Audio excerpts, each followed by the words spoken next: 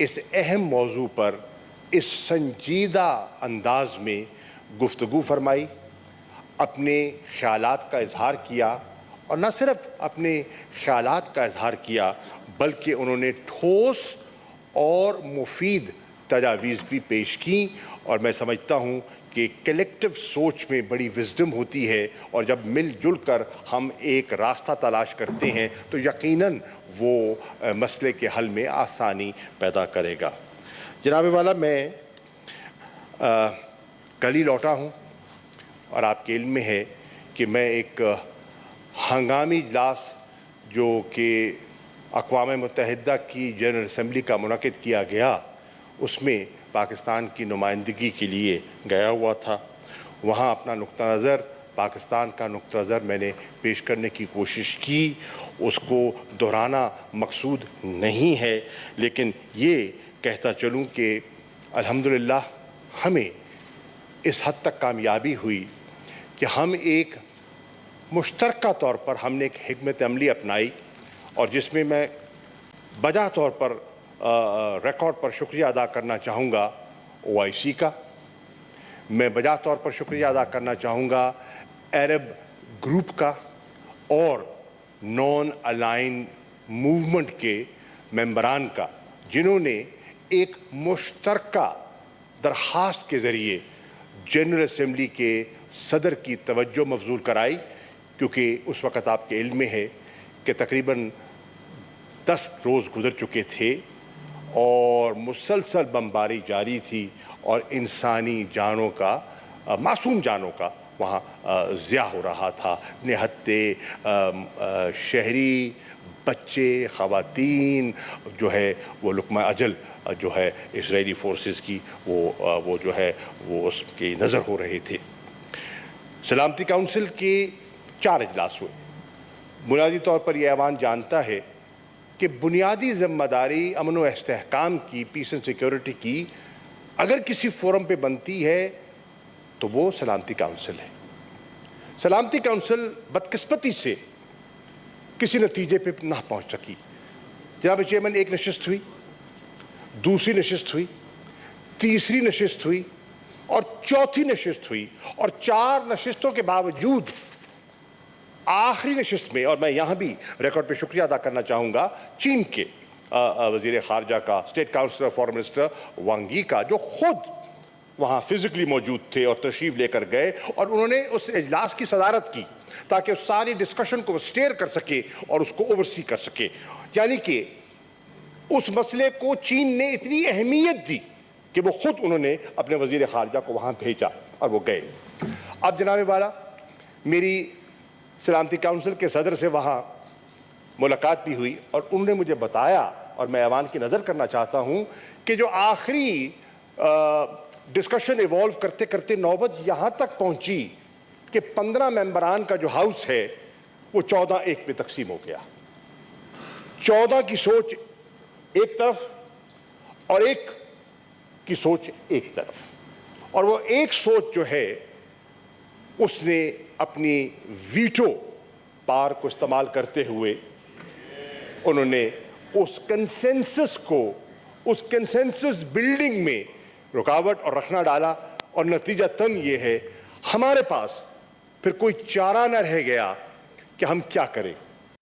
میں ریکارڈ پہ لانا چاہتا ہوں کہ جب یہ نوعیت اور نوبت سامنے آئی تو مجھے رات ہی کو ترکی کے وزیر خارجہ نے فون کیا اور اس صورتحال سے آگاہ کیا۔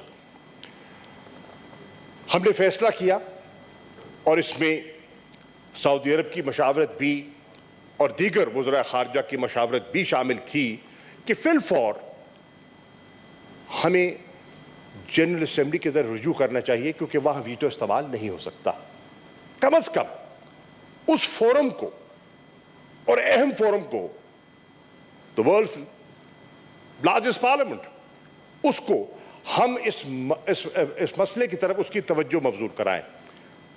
ہم نے فیصلہ کیا، میں نے وزیر اعظم سے بات کی، انہوں نے مجھے اجازت دی، اور اس اجازت کے بعد ہم نے فیصلہ کیا کہ جتنے ہمارے مندوب ہیں نیو یارک میں انہیں ہم درخواست کریں کہ وہ جائیں اور صدر سے رجوع کرے اور ان رائٹنگ درخواستیں. چنانچہ وہ گئے, انہوں نے درخواست دی, اور صاحب صدر نے جانتے ہوئے کہ وہاں کووڈ سچویشن ابھی برقرار ہے, گو کافی حد تک بہتری آ چکی ہے, and almost 80% of New York is inoculated, nonetheless ابھی بھی وہ ایس او پیز حاوی تھے. اور ایک وہاں بحث یہ بھی چلی کہ ان حالات میں جبکہ پوری یونائٹڈ نیشن کا باقاعدہ فزیکل اجلاس نہیں ہو سکا, تو کیا ہم اس مسئلے کے لیے فزیکل اجلاس کی اجازت دیں یا ورچوئل ہو, یا کیا کیا جائے.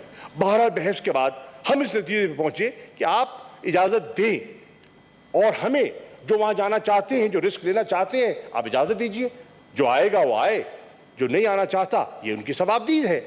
چنانچہ صدر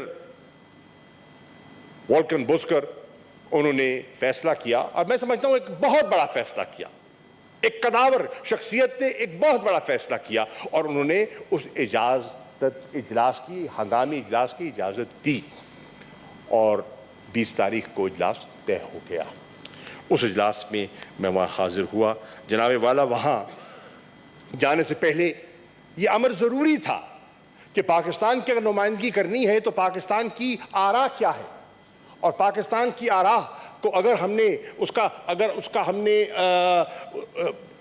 خلاصہ میں نے پیش کرنا ہے تو وہ کیا ہوگا. تو ضرورت اس امر کی تھی کہ پاکستان کا جو ایوان ہے, پاکستان کی جو منتخب نیشنل اسمبلی ہے, جو 22 کروڑ پاکستان کے عوام کی نمائندگی کرتی ہے, جیسے کہ یہ ایوان جو ہے وہ فیڈریشن کی نمائندگی کر رہا ہے, وہ پاکستان کے عوام کی نمائندگی کرتی ہے, اس ایوان کو اعتماد میں لیا جائے اور اس کی اجازت سے ہم وہاں جائیں. میں شکر گزار ہوں, اور میں ریکارڈ پہ کہنا چاہتا ہوں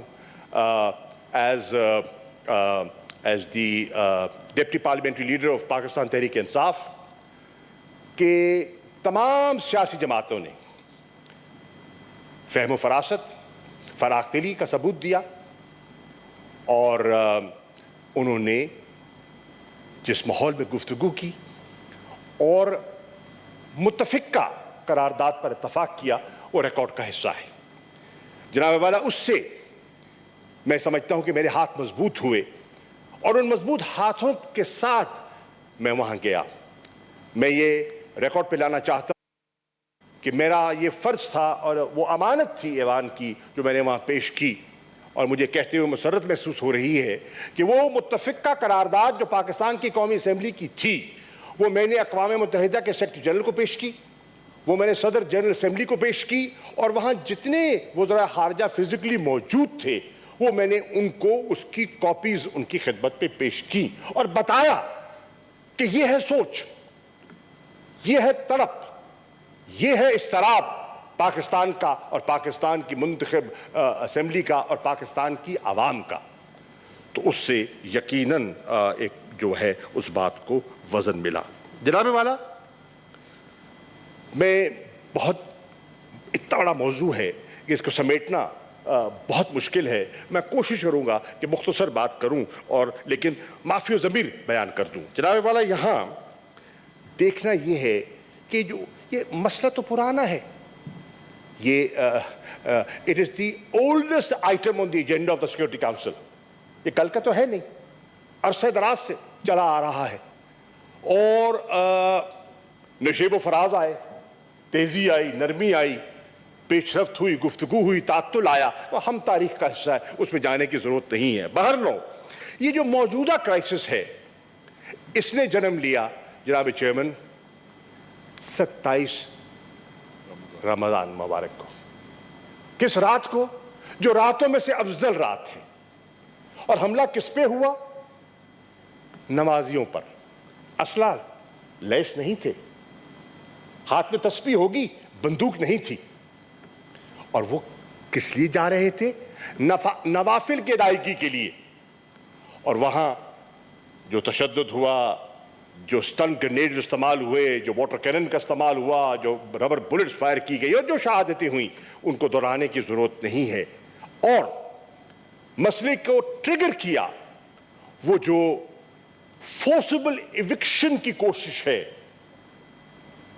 خاص طور پہ الجرح کا جو نیبرہڈ ہے اس کو جو خالی کرانے کے بزور بازو جو کرنے کی کوشش کی, that ignited the current crisis. اور پھر جو جیسے جیسے انفولڈ ہوتا گیا وہ آپ کے سامنے ہے, ان کی تفصیلات میں اب جانا مقصود نہیں ہے. جناب والا, میں یہاں عرض کرنا چاہوں گا کہ اس ہاؤس کی اطلاع کے لیے اس شخصیت نے, جس شخصیت نے تاریخی کردار ادا کیا, اور انہوں نے دو چیزیں انپریسیڈنٹڈ کی. جو چیئر ہوتی ہے ہاؤس کی, نارملی وہ سٹیٹمنٹ نہیں دیتے, سنتے ہیں, اوروں کو موقع دیتے ہیں. But I want to be on the record, Mr. Chairman, that the President of the General Assembly created a new precedent through his opening statement. اور اگر آپ ان کی اوپننگ سٹیٹمنٹ کا مطالعہ کریں جو کہ UN کی ویب سائٹ پہ موجود ہے, تو آپ کو محسوس ہوگا کہ وہ کس درد سے بات کر رہے تھے, اور ان کی سوچ کتنی واضح تھی, ان کی ڈائریکشن کتنی کلیئر تھی. اور اس کے بعد انہوں نے ایک میڈیا سے بھی خطاب کیا, UN کے پلیٹ فارم سے خطاب کیا, اور میں شکر گزار ہوں سیکریٹری جنرل اقوام متحدہ کا, جنہوں نے خطاب بھی کیا اور خطاب کے ساتھ ساتھ مجھے موقع بھی عنایت کیا کہ میں ان کے سے مل کے بالمشافہ پاکستان کا نقطہ نظر ان کی خدمت پہ پیش کروں, جو کہ میں نے کیا. جناب والا, یہاں